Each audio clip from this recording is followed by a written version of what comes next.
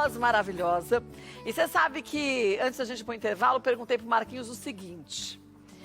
Qual é o seu maior sonho? Se você tivesse ali a oportunidade de realizar um sonho seu, qual seria?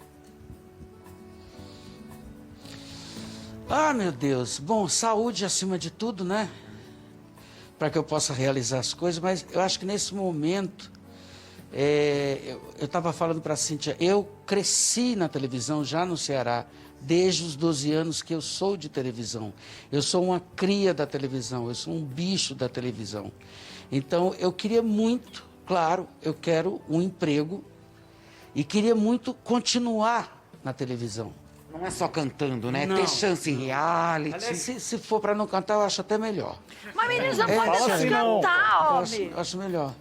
Por que você acha melhor não cantar? Não, mas eu não tô negando isso, não. Ah. É porque eu tenho outras expressões.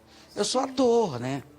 Eu fiz o ano passado a 3ª temporada de Angel, com a direção do Eduardo Martini. Então, mas eu quero estar na televisão fazendo alguma coisa, ou como jurado, já fiz até júri do Ratinho, ou qualquer coisa. Porque Acho que eu entendi, Kátia. Eu acho que é legal o espaço do Melhor da Tarde, a força do Melhor da Tarde é Marquinhos Moura não quer uma participação, vou lá, canto e saio. É estar fixo em algum lugar, né?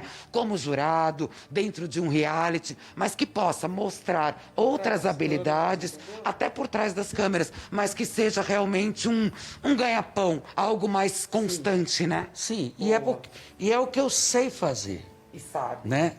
É o que eu sei fazer, eu conheço a coisa da televisão, como funciona, o que é o que eu aprendi. Eu já tentei outras coisas, mas eu gostaria muito que fosse nisso. Se não for, tudo bem, eu sou muito aberto para tudo. Sim. Né? Agora, eu vou lhe falar uma coisa, Obrigado. viu, meu amigo? De uma forma ou de outra, acabando essa pandemia, eu te espero aqui. Seja pra cantar, prosear, pra você fazer fofoca, pra gente cozinhar. Mas o que eu quero é te ver aqui. Então, passando essa pandemia, esse momento tão complexo que a gente tá vivendo, você tá intimado, não é nem convidado. Por favor, eu vou adorar. A gente vai fofocar, hein? Meu filho, você viu que a gente foi pro intervalo e nós fomos nós 4 aqui. E é isso que a gente vai sentir, sabe? É uma conversa gostosa e o melhor, sabe o que é?